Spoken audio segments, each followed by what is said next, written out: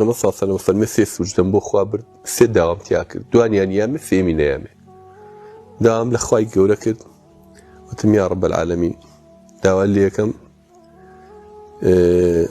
ئەن لا تەهلیکە ئومەتی بسەنەتین عامە ئەم ئومەتم هەر هەموو بەیەک دەرد و بەیەک گرانی و بەیەک نەخوینی لە ناو بنەبێ حکوومەتەکانی کە چۆک قەومی لووت بەیەک جار لە ناوچوو قەومی نوح بەیەک ئەم ئومەتی منیش ئاوا لە بنێنی بەیەک جار وتی ئەوەی یابێ ئەم ئومەتی ئیسلامە ئاوا لە ناو ناچێ دووەم مەڵە داوام لە رب العالمین كنت